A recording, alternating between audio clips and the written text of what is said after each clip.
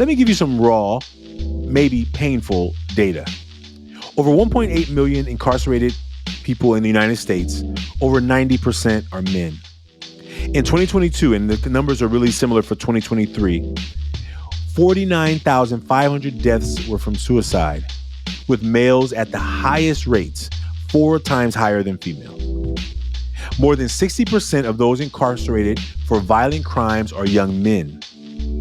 In 2023, around 47 million Americans aged 12 plus used illegal drugs. Young men are disproportionately affected.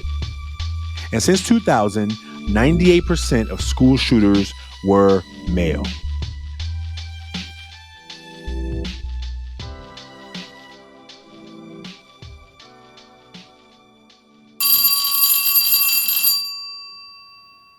Hey, what's up, folks? Welcome to Unmasking with Male Educators. And today I am going to have a conversation with you about some things that have been on my mind. And I think education, as you know, is a passion for me and for not only this organization, but for the work that we do every day. The conversation we have with educators around the country, around the world, around building connection and community. Hopefully, letting male educators know they're not alone, and also giving them tools to hopefully, maybe not giving them tools, but giving those out there who are listening tools and opportunities to say, okay, I can do this too. I can get through this too. I can navigate this tough situation as well. And so today, as I'm thinking about all those things, as I'm thinking about my most recent conversation with Alex Campbell, who I'm looking forward to that, you hearing about that, like the work that we can do in classrooms to make transformational change sometimes will look unorthodox. It will sometimes look confusing. It will sometimes look actually strange, and maybe even like something's wrong with you as the educator, because people on the outside sometimes can't see the perspective you're seeing the world from. You see, when I came to teaching from education, from an engineering career, when I came to teaching from it, I said it right. Yeah, when I came to teaching from an engineering career, I was focused on trying to be a good teacher for those students for as long as I could be with them. And then I realized, well, there's something missing. Like, they're not even learning from me because something is in the way, and I don't know what's in the way. I care. I'm here. I'm prepared. I'm here every day. I'm here. I stay late. I come at lunch. I stay at lunch. I do extra. I have food in my room so that students who are hungry can have a snack so they can focus on studying and not focus on their stomach growling. I did all the things I thought a teacher would do outside of teaching to create that space. And it wasn't until we built the Ever Forward Club that I really found my way of like, oh, this is something extra. This is not going to happen in the context of a math classroom. The work that needs to happen to help students build resilience, to help them tap into their own resilience. Like, I don't know that I can build resilience. I can help them see you can get through this. This is a tough moment. Stand here. Stay with me. I got you. Come after school. I'll help you study. Come at lunch. I'll help you do the homework. Like, it was about building in them the willingness to say, I can do something. I may not be able to do everything, but I can do something. I mean, sometimes we just need somebody to believe in us that we can do something, that we're not helpless, that we're not just these empty vessels waiting for people to fill us up. Like, you have something in you. You have something innate in you. You have something that you're amazing at. You have something that you were born for. You were created for something amazing. And I'm trying to just help you. I'm trying to shine a light on it. I don't know what it is yet because you're not letting anybody see it, but I know there's something in you. And when we've had the opportunity to help young men, definitely throughout the direct work with Ever Forward Club, San Lorenzo High School, 2004, I was just trying to shine lights all over the place. Those lunchtime meetings, when we started meeting with those young men, yes, I was trying to figure out how to pay for food and all those stresses behind the scene, but that wasn't for them to know. It was for me to say, okay, I got to figure this out. I made commitments that every week. I mean, if you look at a regular average school year, they're like 40 weeks. I didn't mean to get into this conversation about money, but I'm just going to name it. Like, I didn't know what I was doing. And when you heard the story, or if you haven't heard the story of me getting sent to the hospital, it was the day or two before our fundraiser, a bowl-a-thon, right? And so I'm like, okay, we got a bowl-a-thon coming. It's going to help relieve some stress on my own brain because I don't know how I'm going to keep paying for these lunches. Like, I'm getting messages on my devices, my emails, like, hey, I don't know what you're doing over there, but you better figure it out. And I'll tell you that what I'm trying to help people see is that this work is not easy work. This work of serving our community, of being a servant of the community is not easy. It's hard work. Like the work itself, mentoring is not hard work. I mean, it's challenging, but it's staying in a profession, staying in a system that is designed that is not really conducive to you uplifting. See, I'm working on the outside of schools now. When I was a teacher at a school, I had a little bit more play, right? Because I'm in the school, I can make things happen. I can like get some colleagues to help me out. I can like rally some troops. And even if there was no money available, we could figure out some things around the system to make it work.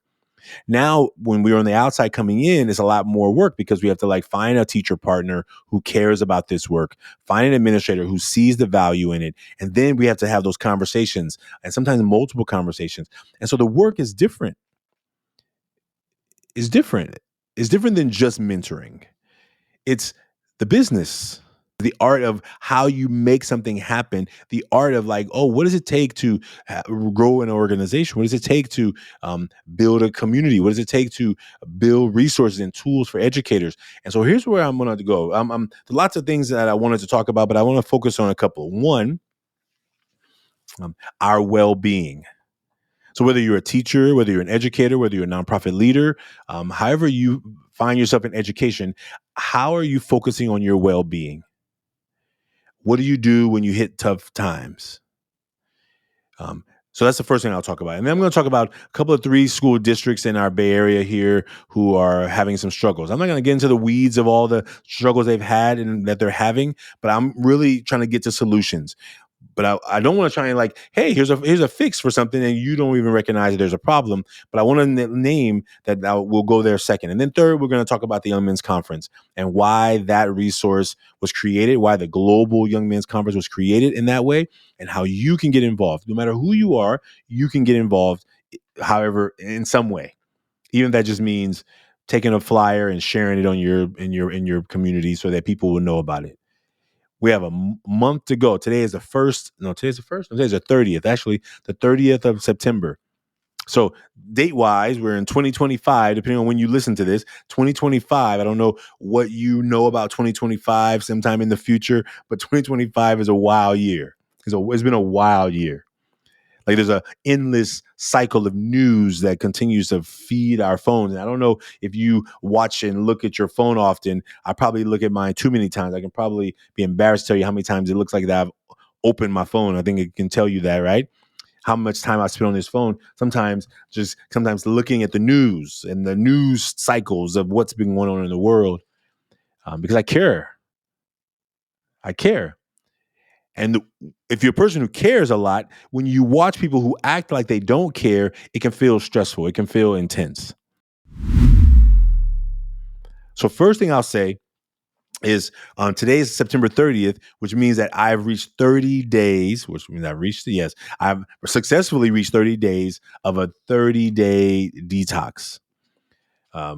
It's a program. I don't want to say his name wrong, but his name is Dr. Bobby, right? So I took this 30-day detox. There's these teas I drink every day. It's been wild. I mean, those are the 2 teas you drink every day, and then it's plant-based. So the first when I first learned about this from a friend from college, I just did the 14-day one. 14 days, plant-based. I had a bunch of different recipes I can make. I like vegetables. I like to cook. So it was not a big deal. And so I was like, okay. When I heard about the 30-day, I was like, you know what? It's a group program. Let me sign up for that. I'll do that. Signed up for the 30-day. It was the 1st September through 30 September. Let's go. Let's do it. I get myself the pack. I'm ready. And now I look at the recipes. I'm like, wait, these recipes are missing something. There ain't no pasta. I mean, even chickpea pasta, right? There's not even no chickpea pasta. There's no beans. There's What's going on with this recipe here? Like, what's up with these recipes? And I was like getting a little bit freaked out because I'm like, I'm about to start in 2 days. And I'm like, I ain't been shopping. So I'm just giving you some of the challenges in the beginning, but I'm gonna just say today. Here's today. I'm naming some of those challenges because they're real. If you're gonna change your whole eating plan from like a seafood diet, meaning whatever you see, you eat, to a diet where you're saying, I'm only eating plant-based. Now that was the first 14 days. Now this part of plant-based is actually even more rigid because there's these challenges every week. Now I wanted to do the challenges. I wanted to go hard. I wanted to like really have some transformation. I wanted to detox my system so that I can be more able to flow through this work, not only for these conversations and these podcasts, but for the Million Mask Movement and for the goals that we have. And I knew that this month was going to be busy because we had the trip to New York for the Marketing to Men Summit. I knew I had this collaborative ecosystem event at Point Reyes. I knew I was going to be moving around a lot. And I was like, wait, how am I going to travel and still maintain all of this, the healthy eating that I needed to do for this 30 days? And I'm just naming this for you just because I don't know where your health journey is. Maybe you're fully healthy, and I've not been for lots of my life. I've had roller coasters. I'm good and consistent in spurts. So I know that eating plants and vegetables and fruits, I've done it. I've done a 90-day juicing or a smoothie fast, many years ago, 2013, I think it was. So I know that I can be committed. And then, slowly I just kind of went to raw and then went to vegetarian and then went to pescatarian and then I went to the seafood diet, right? And so I think that over the journey of my own life and health, food has been one of those things I rest in. I learned to cook at 7, maybe even earlier than 7 years old. I was helping take care of my sibling, making them breakfast Saturday morning, making breakfast with my mom. Like I was helping at the house. I was a worker in the house. And so I learned how to cook early. No one ever had to try and feed me. I'll make up some stuff. I was called the concoction maker because I'll go in there, whatever's in there, I'll make something. Like that's my specialty of like we're gonna make sure we get taken care of. We're gonna nourish people. So I enjoy community and I enjoy food, and I have an addiction to food as well, mostly in the sweets category. Like I don't really have an addiction to fruit. I have an addiction to pies and cakes and cookies and donuts and pastries. I know the best donuts in Oakland, Hayward, Bay Area. I'm talking about the best ones, right? Like the ones that will make a sandwich out of your donut. Don't get me started. I shouldn't even be talking about this. My mouth is watering already. I've been on this 30-day detox, and there were times I drive clear by that area, and I'm like, I should just get off the freeway. No one's gonna know. No one's gonna know, but I'm gonna know. And I made a commitment this time, not only that I would get through these 30 days, but I have a big goal in my life that I'm not gonna mention here of a physical goal that I have to do. I have a lot of weight to lose. And so the journey of like trying to get up, go to work every day, working hard, working until late, and then trying to be like, I got to go home and now prepare food. It requires another lifestyle shift. And I don't know your things you have responsible for. I don't have children I have to go home to. So I got to go home and take care of me. So, but why do I get home and get on the computer again and do more work? I feel like I'm working. Like I've had to learn over this 30 days that you need to prioritize your health, which means that you need to make time for your health. Why am I in the health conversation right now? I mean, I was going to talk to you about these school districts who are having all these challenges, but I need you to know that there is no way that we, as people who care about this work, who care about transformation of not only schools but of community, can do it if we're not taking care of our own selves. And I'm not trying to talk to you. I'm talking to me, Ashanti. You look at myself right here in this camera right here. And so the invitation is that if you have not prioritized your own health, please talk to someone, do something. Let this be an inspiration to you that in 30 days. Now I'm detoxing, so I'm not gonna say it's weight loss. I mean, I'll say it's waste loss. Like I've been swimming, so I'm sure there's maybe some weight that has gone away, but mostly I've detoxed my system from all the sludge that was holding it down, and I released 30 pounds of waste. Man. And there's a difference. I feel it. I feel it. I feel it in my bones. I feel the pain that I'm knowing that I have to lose a lot of this weight for because I've been having these pains that have been going on. I have work to do. I was looking at myself in a video that I made here at my desk, and I'm wearing this shirt. And every time they try and make a clip from that video, I'm like, that's horrible.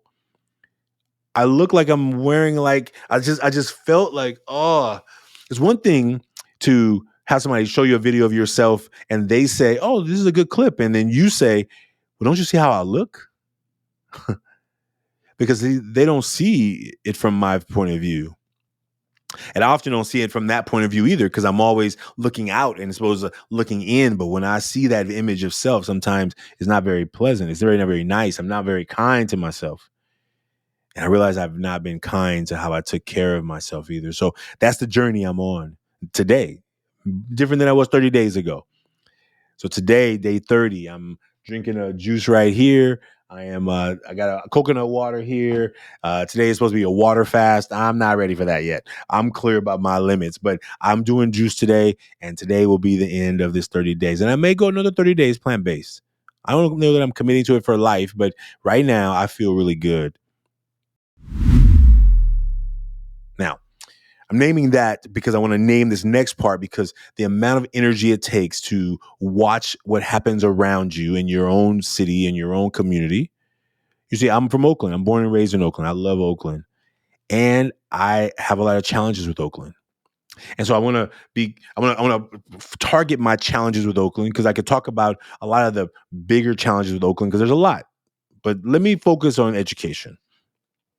Now, you may know that Oakland had a separation with their former superintendent. It was apparently the way it was named in the article. It was what's the language? Let me find the real language so I don't like say it wrong. It was an agreed upon separation. Like it was like, but there's some behind the scenes stuff anytime we go to that. But let me find the language that will make sense for you right now. That for those that are listening, um, it was called a. It was called a. What is it called? What is it called? Oakland. It was called a voluntary separation agreement. Voluntary separation agreement. And so there's lots of stories behind the scenes you can go read and look. But let me just say that there was a separation from our superintendent at the end of last year, this summer. Now, this Oakland's not the only one who's navigating this, because it happened in San Francisco last year. It's happening in Hayward just recently, and San Lorenzo. I don't know what's happening in San Lorenzo superintendent wise, because San Lorenzo is an unincorporated town. It works a little differently, but San Lorenzo has also navigated some really tough times this first part of this year, with the loss of a student. Now, here's what I want to be clear about. When you hear me talk bad about schools, or talk from a critical lens about schools, you can think of it a couple of ways. You can be like, well, this person is being a hater on these schools and these districts. Or you can see it from a place of care, love, and concern. You see, what I'm hoping for is that schools, districts, communities, counties, states will take proactive approach before the all-out assault on schools really begins. There's already been an assault on schools, we know, but it's going to get worse if we're not careful. It's going to get worse if we're not prepared. It's going to get worse for us because we're hoping that, oh, while this administration is focused on that thing and that thing and that thing, that we don't have to worry right now. Well, it's a cycle. It's a way of put attention to that so they don't focus on that. Put attention to that so they don't focus on that. Put attention to that so they don't focus on that. And guess what? It's around the corner. The amount of challenges that are already been in schools are around the corner. And as an educator, as a former teacher, as a former administrator, I know about the challenges. I've worked in not only public schools, I've worked in private school, I've worked in charter schools, I've worked at the high school level, and I've worked at the middle school level. I can tell you that there's differences. But if we're going to make a transformational change with the young people that say we care about, we're going to have to get proactive in so many more ways. There are a lot of schools that are doing the proactive work around emotional intelligence, emotional health, mental wellness. And there's many schools that wait for the crisis and then go into cleanup mode to try and protect their reputation. And that is where we find it being dangerous. And so I thought I was going to talk more about these districts and all the problems they're having. I'm not really going to get into it. I'm just going to name that right here where I am, we have Oakland that I've named. We have San Francisco that I named. We have Hayward that are right next door, and San Lorenzo right here. And I want to focus on some of the challenges that I'm seeing, because what we know is that some of the districts are doing the proactive work. The Young Men's Health Group that we've been doing with SFUSD has been a part of that work. It's been like, let's focus on some young men who we know could benefit from being a part of a health group around focusing on their wellness. And those groups went really amazingly last year, and we're excited to be rebuilding those up this year. I, I got invited to speak at a church to tell them about the Young Men's Conference, and I was trying to think like, what do I want to tell them to really convince them, encourage them, and implore them to sign up to volunteer, to sign up to get involved.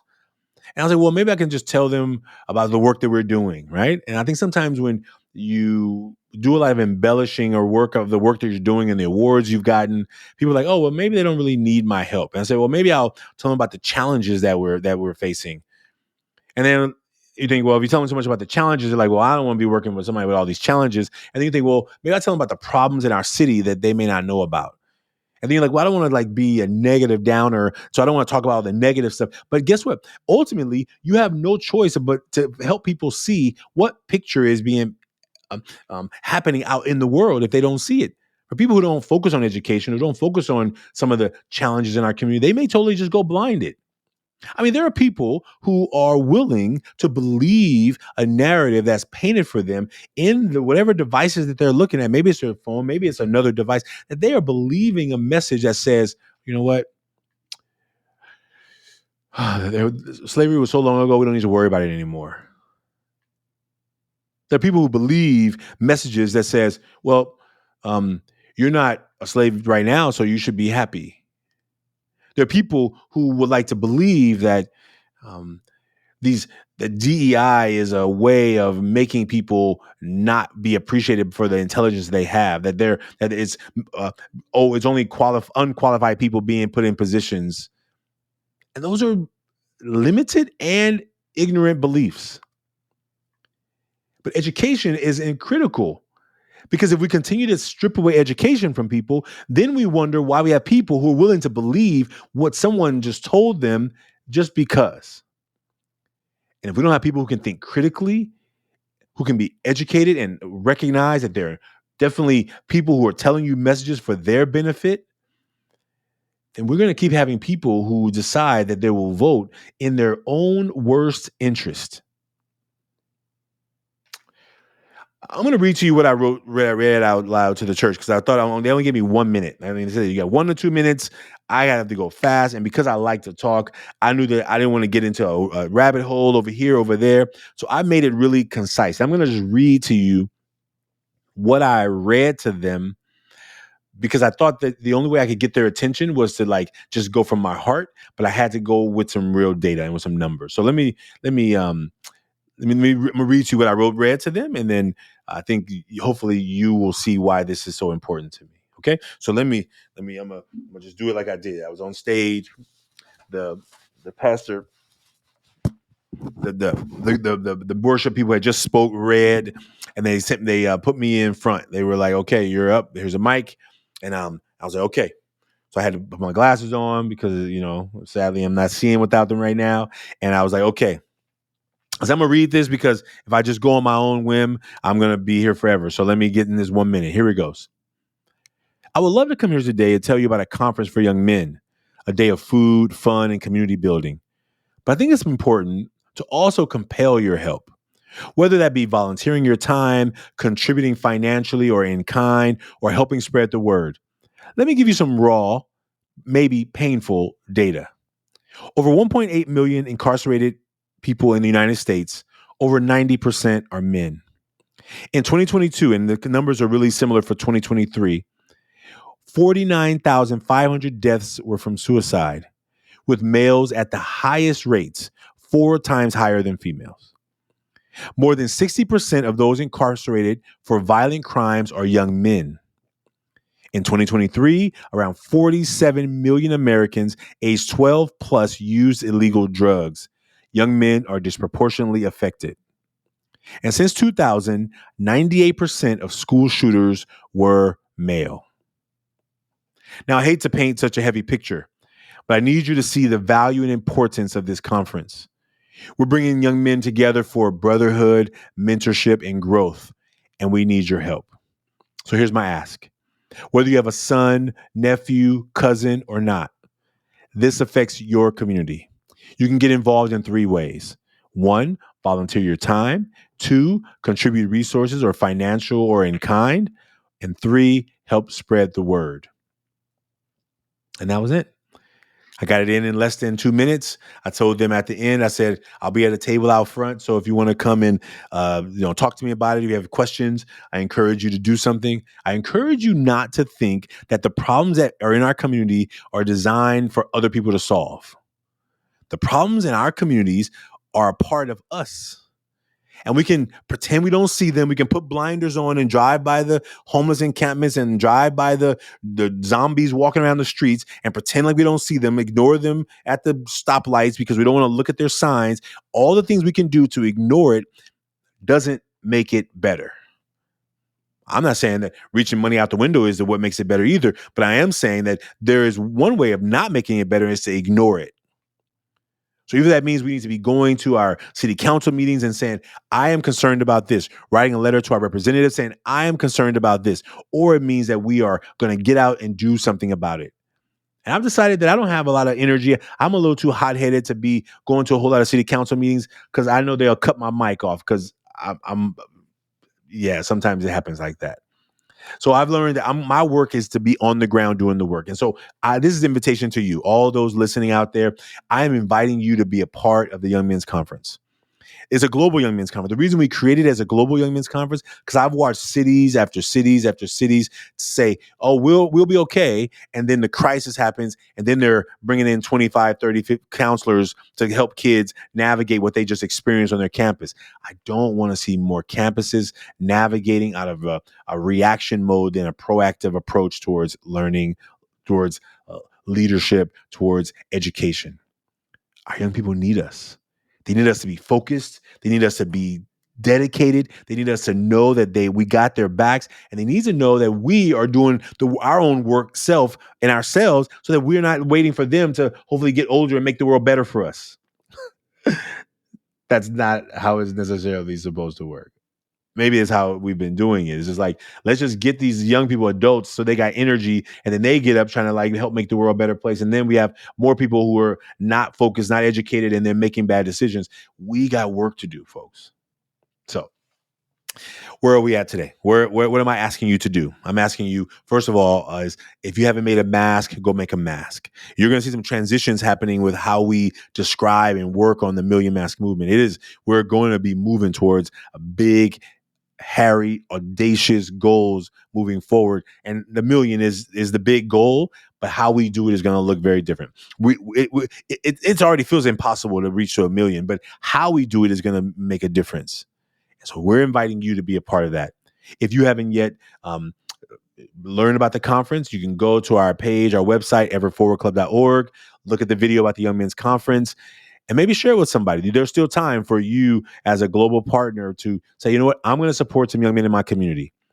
I'm going to get my nephew and my cousin, and I'm a coach of a team. I'm going to work with the players I coach with. Yeah, our sport is not till the spring, but I'm going to get them together right now, and we're going to have some conversation. We're going to have some food, and we're going to have some fun, and we're going to talk about the idea of these masks. That is what we're going to do on November the 8th. And we will be November 8th live here in Oakland, California, Claremont Middle School, but you can do it anywhere in the world. We will provide you the resources, the tools. There's another partner call happening this month, so you can do it wherever you are. We have already about 17 partners around the world. I think the number is growing. Right now, locally, we have 30 young men registered, and we're in this last month. So starting tomorrow, we put out an incentive for young men to get registered. We don't think that we need to pay young people to attend things. But if you have ever tried to recruit young people for an event and you've not found a way, if you found a way, please come teach us. But what we know is that we're going to incentivize them getting registered on time, not only getting registered, but showing up on time, staying till the end. It's about all parts of the process. And we are about to kick in next month, the month of October, getting ready for November 8th. So if you would like to be a part of this, please go to our website, everforwardclub.org. You will see the link for a million. You will see a pop-up that comes up for the Global Young Men's Conference. If you don't see the pop-up, just go to Get Involved, and the first 2 tabs are there for the Young Men's Conference, whether you come into the Oakland Conference or you're going to be a part of the global part of this conference. Get involved. Support the young men in your community. Our young men need it more than ever. They may act like they don't. They may push us away and be like, I don't want to hear what you got to say. But deep down, we have heard from thousands and thousands of young men that they really, really want to talk about it. They just don't want to be judged. They don't want to be seen less than. They don't want people to feel sorry for them. They just know that there's sometimes they don't have all the answers themselves. So as I started this episode talking about the detox, I think that I want to help us recognize that I was in a process of removing the toxins from my skin from toxins from my body, the fast foods, the corner stores, the quick and easy food to eat at the end of the night after I've worked till late. Like, that just over years, it built up a lot of toxic in my system. And I was finding myself not only dealing with so much pain, but also other things. And what I can connect to what we need to do in our schools is we got to go in and detoxify our schools. And you may not like the language toxic. You may not like the language toxins. But if you've ever been sick, your system knows what it's like. And it doesn't feel good either. If you've ever felt yourself sick and you found yourself in bed, in pain or in weak or not being able to do certain things, you know what it's like for toxins, for disease to take over your body. And imagine that happening in schools today. They're not healthy. They're not well. And what we get a chance to do through this Young Men's Conference is hopefully, and even through the work we do in Ever Forward Club and the Million Mask Movement, we get a chance to say, you know what? Here's something that could possibly help. Here's something that could help your school feel like it belongs as a community. People want to come every day. They're not just feeling forced to come. That teachers, educators, community shows up feeling good about the space as opposed to just trying to get there and get through it. And so part of the work with the recognizing of our masks is we have a lot of things going on in this place that we're all just trying to pretend on the outside that we're good, while inside there's so many things that are going not well. That's part of our work. And so part of the work of going into these schools and providing the workshops is around giving students a place to say, oh, it's not just me. Oh, it's not just me who feels these things. Other people here feel these things too. And now we're not all pretending. At least I know I got a couple of people I can go to and talk about real stuff because I know that I'm not alone. When teachers recognize that they are going through struggles and they have to put on this teacher hat of superhero, like they never have any problems, and they don't realize that they're hurting too, they can go to a colleague and say, hey, can we take off our masks for a minute and talk about this? Can I talk about something real? Can I have a space to not be judged? And to know that they're not alone. That is the work. And so the invitation for all of us is what can we do to get involved to support the detoxification of our schools? There's only one way. Well, there's only one way is to detoxify them, to get some of the things that are happening in them that is not healthy, not well, and remove them. And so I hope that if this season of your journey of what you care about in terms of education, that you will figure, okay, what school in my community needs some support? How can I offer them some tools to help detoxify some of the unhealthy emotions and behaviors that are happening in that school? It can start with the Million Mask Movement, a tool that's free to use and a tool that right away will let you see, oh, there's some stuff going on here that we didn't know about. Because everybody's hiding behind the mask of, I'm fine, I'm good, I'm cool, I'm great. How are you? And we feel the need to return the favor. So we say, I'm good, I'm fine, I'm cool, I'm great. And yet we go home and realize that, man, nobody here could understand what I'm going through because everybody here seems to be fine and cool and great. I hope today you make a difference. That's what we're inviting you to do. So you can be a part of this with us. We look forward to having an amazing conference here locally and with all of our partners around the world. You'll be seeing us share out stuff on not only social media, but our website about the partners. You'll see a partner page already of the partners that have already signed up around the world. And we're looking for you. So take this time to say, what could I do to help make my community a little bit better for the young men in my community? And then do something. Whether that's one young man, 10 young men, or you put a whole community together, you can do something right now. You can be the conduit for young men who have never heard about the work we're doing to be engaged and involved right now. So I'm going to stop there. Thank you for being a part of this episode today. Today was 3 parts of me trying to tell you where we're going next, but also to ask for your help. And so thank you for being a part of this journey with us. Thank you for witnessing what we're trying to do with having conversations with male educators and knowing that there's so many of them out there that don't have colleagues on their campus they can really talk to. Next week, I'm probably going to show you a video, or I'm going to probably share it on social media. So check out my Instagram page at Branch Speaks. And there's a school I don't even know where the school is at.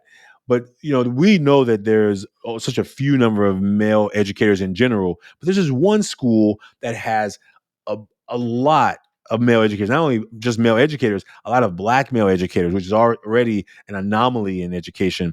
Definitely. And so I'm inviting you to take a look at that. I'll post it in the next day or so. But stay in touch with us. Stay tuned. If you're not able to host an event with young men in your community, maybe you just get involved by sharing this post. And those things that I asked that group to get involved in, you can volunteer your time. That's a post. You taking time to share this episode, share the flyer for the conference with someone. That's time. And we value your time. We know time is valuable. Time is more valuable than money. That's what I believe. You can contribute if you are a person out there who has resources or knows someone with resources who's looking for a way to support something meaningful. You can have someone support financially or in kind. Maybe you have a business. Maybe you make shirts or shoes or books or journals or whatever. We can give away to the young men. We're going to have 200 young men live in our conference live that you want to support us with that. You can do that. Or if you can just help us get the word out in the world, sharing this episode would be a part of that, sharing the flyer that we'll have, and there'll be a link in the show notes so you can just grab the link and share. Stay tuned for all the stuff that's going to be happening over the next couple of weeks. We will see you soon. Thank you for being a part of Unmasking with Male Educators and the Million Mask Movement. We'll see you soon, folks.